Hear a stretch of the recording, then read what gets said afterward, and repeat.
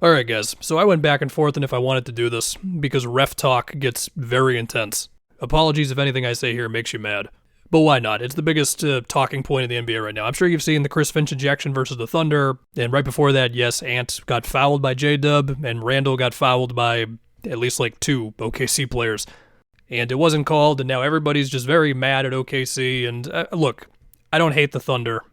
I think I've been nice to them over the past year, as so many NBA fans now do not like them. Some might say I've been too nice, I don't know. They play an extremely physical style of defense, especially Dort and Caruso. There's a lot of reaching, and they get away with some. There's no doubt about it. Biggest example recently was when Caruso fouled Wemby twice on that shot he had late in that game. I mean, the Wolves had like 47 free throws in that last game, and I can't tell you the amount of takes I've seen of like, they've been properly officiated and look how many they gave up, and just, it's been a very like anti-OKC 24 hours from NBA fans.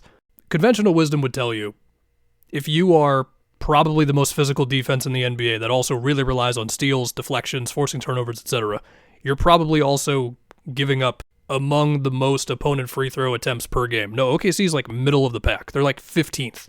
Last year, I think they were 27th in opponent free throws per game.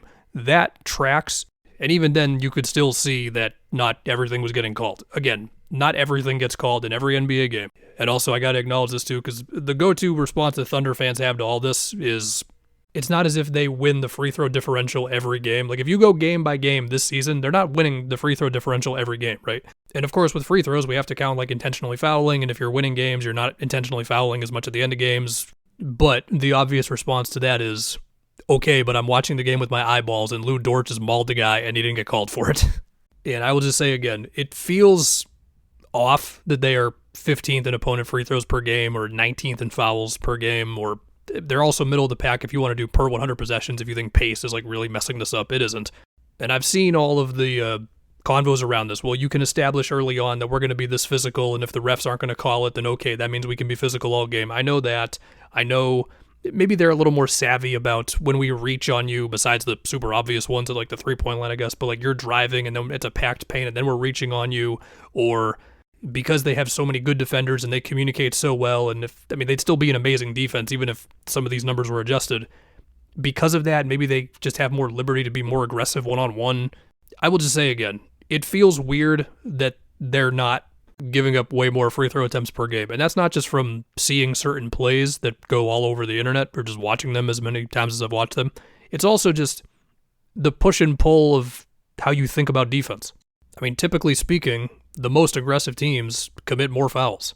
Again, 19th in fouls, 15th in opponent free throws per game. I mean, I keep talking about how their superpower defensively is how they're able to pack the paint and then close out to shooters. Their real superpower is actually we can play insanely aggressive and we're not bleeding points at the free throw line. I don't think there's like some conspiracy for the referees to want the OKC Thunder to win. Why the hell would the refs care about the OKC Thunder? You might disagree on that one, I don't know. I've seen basically every take you can imagine. Now, I'm sure you've already written your comment about, yeah, well, SGA also draws fouls, so I'll just address it here. Yes, man, SGA grifts for some fouls, and he seems to have mastered the ability of using his off-arm to get defenders off of him, and that's a whole other conversation about the off-arm in the NBA today.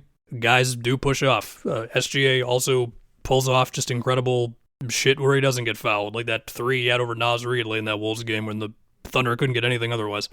So what does this mean? I don't know. They're amazing. They've lost 2 of 3 or whatever it is, and J-Dub has missed some shots in these fourth quarters. It doesn't matter. They still got a great chance to win 70 games at least. I mean, I don't know if the 74 is going to happen because, I mean, you got to go like 45-3 at one point in the season to have a real shot at that stuff, but they're still great. They're still the favorite, and even if they were getting called for way more, I think they'd still be great. The Nuggets versus them in a potential conference finals, like that just sounds like a great time. Like, I think this team they're going to be challenged in these playoffs, bro. I mean, they could win the whole thing.